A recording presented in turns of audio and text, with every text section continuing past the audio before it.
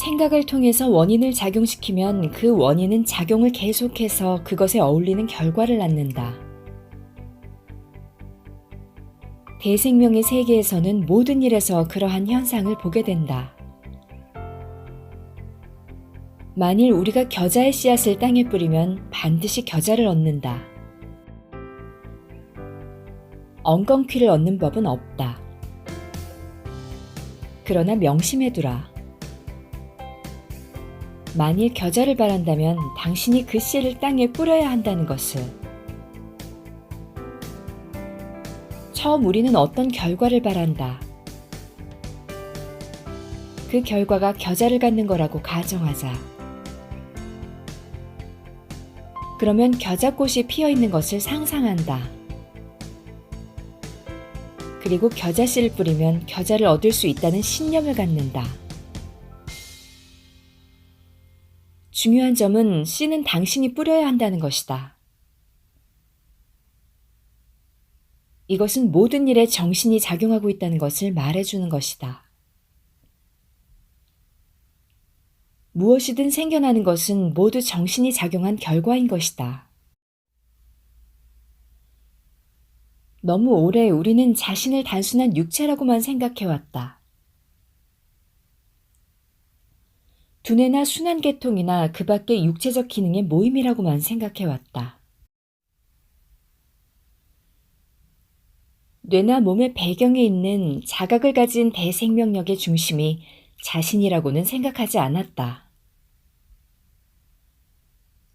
무엇이 뇌나 몸을 움직이는 것일까? 뇌나 몸의 존재는 애당초 무슨 기초 위에 있게 된 것일까?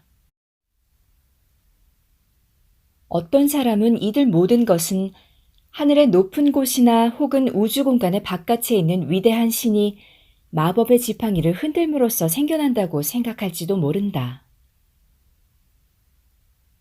그래서 그들은 우리의 과실이나 실패, 실업, 빈곤, 불행, 병 등 다시 말하면 우리 생애에 나쁜 일이 쏟아지는 것을 그 외계의 조물주의 탓으로 돌리기도 한다. 일부 사람들은 악마라고 부르는 나쁜 신에게 그 죄를 뒤집어 씌우기도 했다. 이렇게 많은 사람들은 진리를 마주보기를 싫어한다. 사실은 자기 자신이 부정적인 사고방식을 가졌기 때문에 그런 가슴 아픈 불행을 만들어냈는데도 말이다. 대생명력의 창조의 위력은 우리 각자가 얼마든지 이용하고 싶은 대로 이용할 수 있다. 정신은 창조의 도구이다. 우리는 누구나 정신을 사용하여 대생명력의 힘을 얼마든지 끌어올 수 있다. 그리하여 우리가 생각하는 데 따라서 좋은 것도 나쁜 것도 만들어낼 수 있는 것이다. 많은 사람들은 성공하면 자기가 잘해서 성공했다고 하고 실패하면 다른 사람 때문에 그렇게 되었다고 한다. 고난을 만나면 신을 책망하기도 한다. 그렇지, 이것이 하느님의 뜻이니 어떻게 하나.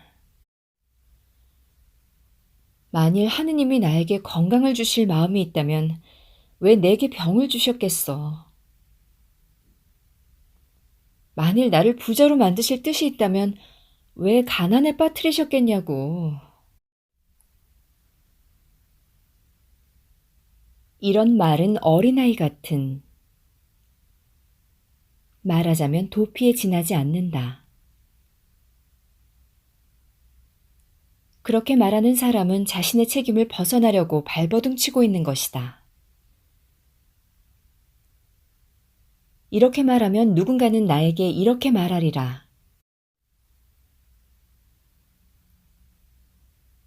그러면 왜 당신은 만능의 신에게 말해서 신의 의사가 실현되는 방법을 배워 우리에게 가르쳐주지 않는 건가요? 자, 그것이 바로 이제부터 내가 하려고 하는 바이다. 그러나 그것이 당신의 기대에 딱 들어맞는 방법은 아닐지도 모른다. 왜냐하면 이제부터 알게 되겠지만 신은 당신 자신이다. 당신 자신의 실체가 신이라는 것을 발견하도록 나는 당신을 도와주려고 하는 것이다. 어디 멀고 높은 데에 있는 신에게 도움을 청하는 것이 아니다. 당신이나 나나 바로 옆에 기댈 수 있는 신의 힘. 날마다 쓸 수 있으며 보다 크고 좋은 일을 우리 생활에 가져올 수 있는 힘을 사용하자는 것이다.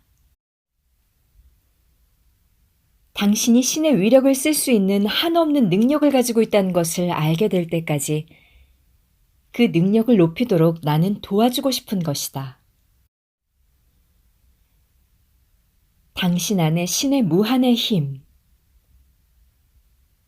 무한의 에너지가 있는 것을 당신이 발견하도록 도와주고 싶은 것이다. 그 힘은 당신의 생각이 부정적이든 긍정적이든 바로 그것에 반응한다. 이 힘을 잘 이해하면 할수록 그 힘이 당신의 생각이나 태도, 신념이나 신앙에 늘 반응한다는 것을 알게 되리라. 왜냐하면 영혼의 생명력을 가지고 당신이 하는 일은 언제나 당신의 신념에 따르기 마련이기 때문이다. 당신의 사고, 당신의 태도, 신념 등에 주의하라. 그러면 대생명력의 힘이 어떻게 당신의 정신 자세에 따라 반응하게 되는가를 알게 될 것이다. 우리는 지금 신비롭고 추상적인 신을 이야기하고 있는 것이 아니다. 따뜻하고 우리 마음속에 살고 있고 누구나 바로 사용할 수 있고 실증할 수 있고 그리고 지혜로운 대생명력의 사랑에 찬 힘에 대해서 이야기하고 있는 것이다. 그 힘은 이 전 우주의 대생명력일 뿐 아니라 당신 자신 안에 실제하고 있는 대생명력이다. 당신의 대생명력이다. 그것은 당신이다. 당신과 신은 하나이다. 자신이란 존재한테 깊은 인상을 가져본 적이 있는가? 자신이 존재한다는 사실에 정말 흥미를 느낀 일이 있는가? 당신은 인간이라는 존재이며 인간이란 이 행성에서 대생명력이 최고의 형태를 가지고 나타난 것이다. 자기 자신의 높은 가치를 인정하고 고대의 어느 현자가 제자들에게 가르친 것처럼 훌륭하다. 훌륭하다. 나는 정말 훌륭하다. 하고 가슴을 두드리며 한 말을 당신도 할 수 있는가? 당신 자신의 내부를 깊이 들여다보면 무엇이 보이는가? 대생명력이 내가 있다. 나는 존재한다. 나는 내 안을 보고 있다. 하고 말하는 소리가 들리는가?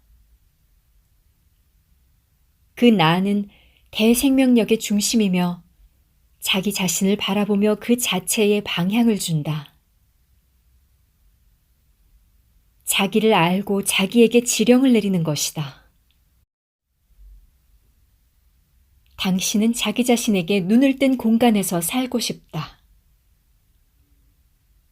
존속하고 싶다. 스스로를 표현하고 싶다는 욕구가 존재한다는 것을 안다.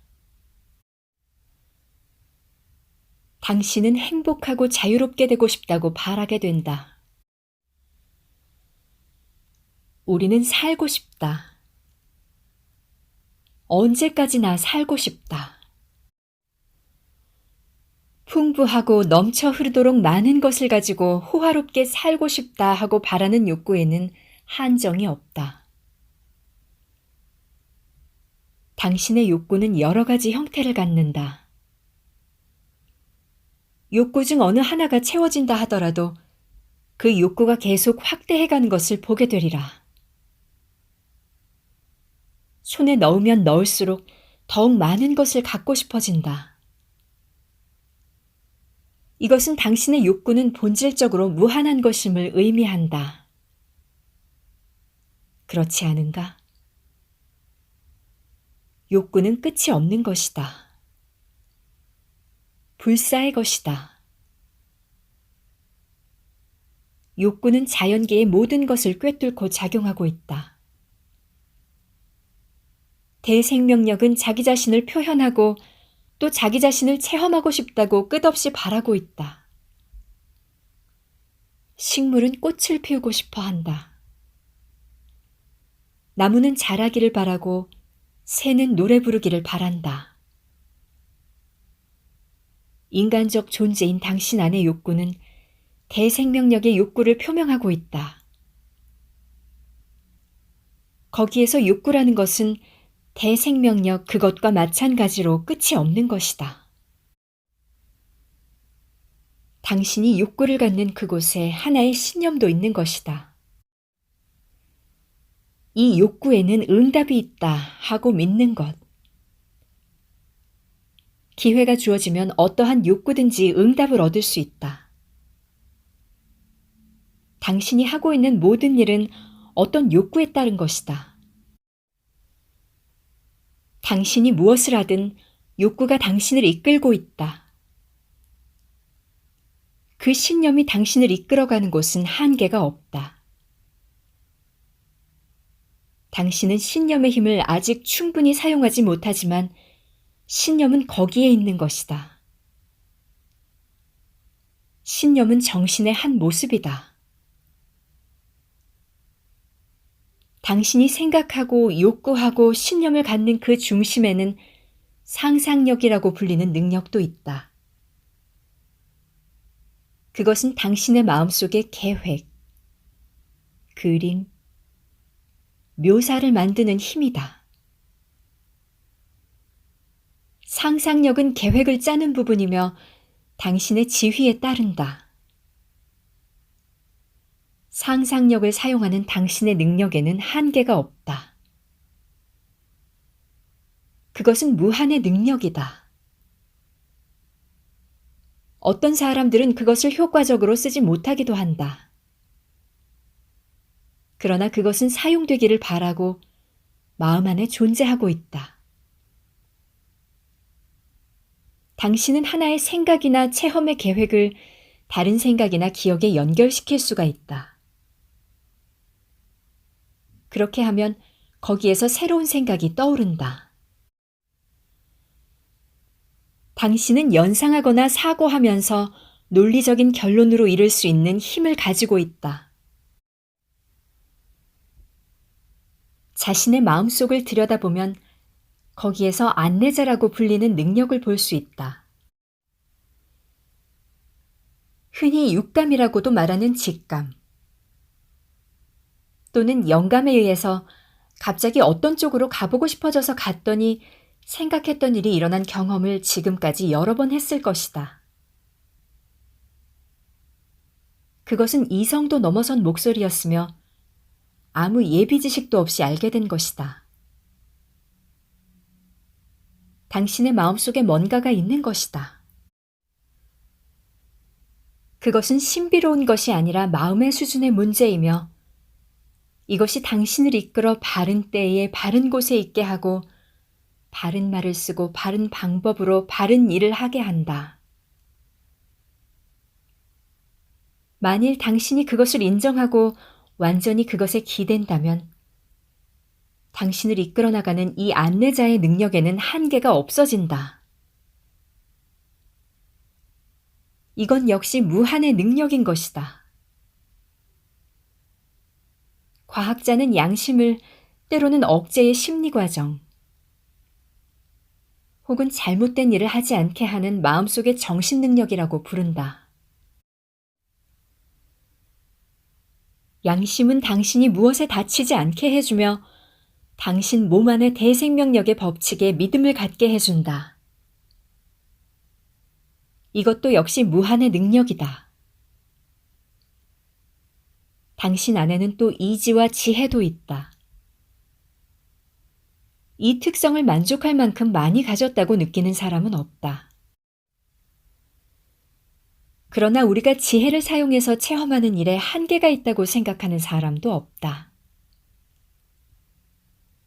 무한의 이지와 지혜가 우리 각자 안에 있는 것이다. 또 사랑이란 것도 있다. 많은 사람들은 좋지 않은 사람이나 나쁜 물건을 사랑한다.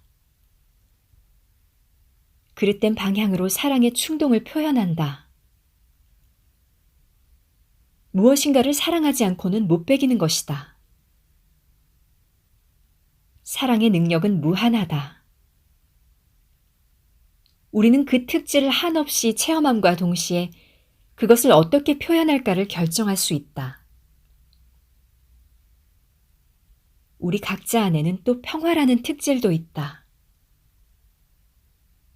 그것은 늘 우리 안에 있으며 체험되기를 기다리고 있다. 어떤 사람들은 이것을 다른 사람들보다 훨씬 많이 표현한다. 그러나 누가 그것을 표현하든 평화라는 것은 한이 없다. 당신의 내부에는 또 아름다움에 관한 특성도 있다. 당신은 이 특성의 표현을 막아버릴 수도 있고 또 위대하고 놀라운 방법으로 나타낼 수도 있다. 그러나 당신이 아무리 많은 미를 표현한다 하더라도 거기에는 아직 얼마든지 표현할 수 있는 능력이 남아있으며 한이라는 것이 없다. 기쁨이나 즐거움의 특질도 있다. 만일 당신이 기쁨을 느끼지 못하고 있다면 그것은 표현하고 체험할 기쁨이 애당초 존재하지 않기 때문에 그러는 것이 아니다. 다만 당신을 통해서 또 당신에 의해서 기쁨이 표현되지 않고 있을 뿐이다. 기쁨이나 즐거움은 언제나 얼마든지 사용할 수 있는 것이다. 당신 안에 있는 것을 대충 훑어보아도 무한하고 끝이 없는 특성들이 많다. 지성, 지혜, 평화, 아름다움, 기쁨. 참으로 당신이 맛보고 싶다고 생각하는 모든 것이 당신 안에 있는 것이다. 놀라운 일이 아닌가? 또 당신 안에는 이들 특성을 표현할 수 있는 모든 능력, 욕구, 신념, 상상력, 이성 및 지도력이 있다. 그러한 대생명력의 특성이며 당신 자신도 체험하기를 바라는 것. 그리고 그런 것을 표현하게 해주는 능력 등이 당신의 존재를 이루고 있는 것이다. 그러한 것들이 바로 당신인 것이다. 이러한 신성하고 불사적인 끝없는 능력들이 화신하여 당신의 본질을 이루고 있다는 것이 믿어지지 않는가?